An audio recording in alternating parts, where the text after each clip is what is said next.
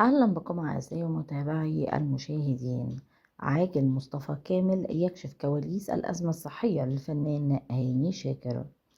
في تصريحات حملت مزيجا من الطمأنة والرجاء كشف الفنان مصطفى كامل نقيب المهن الموسيقية عن تفاصيل دقيقة تتعلق بالحالة الصحية لأمير الغناء العربي هاني شاكر، وذلك بعد تعرضه لأزمة صحية مفاجئة استدعت نقله إلى العاصمة الفرنسية باريس، واصفا ما مر به الفنان الكبير باللحظات الصعبة التي تكللت بنجاح طبي مصري مبهر.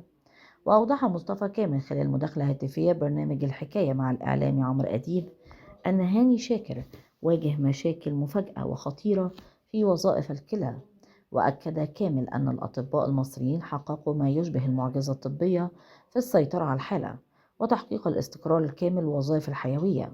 وعن سبب السفر للخارج شدد النقيب على أن التوجه لباريس لم يكن لعدم الثقة في الطب المصري، بل لكون المستشفى الفرنسي متخصصا في التأهيل البدني نظرا لتعرض عضلات الفنان للضعف بعد فترة طويلة قضاها في العناية المركزة.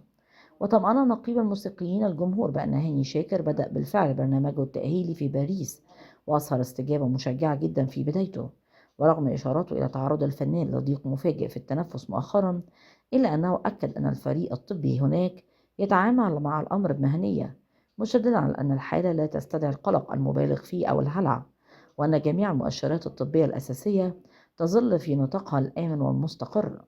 وبلهجة شديدة الحزم هاجم مصطفى كامل الشائعات المتداولة حول صحة هاني شاكر، داعيا الجمهور والمنصات الإخبارية للتوقف عن ملاحقة الترند على حساب آلام الفنان وأسرته. ووصف شاكر بأنه رمز للفن الراقي والإنسانية، مؤكدا أن عائلته تعيش ضغوطا نفسية هائلة بسبب الأخبار الكاذبة.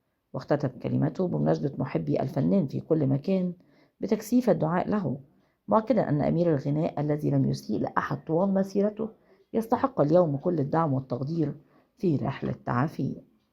من فضلك لا تنسى الاشتراك في القناة، تفعيل الجرس على وضع الكل، وعمل لايك ليصلك دائما وأبدا كل جديد من القناة.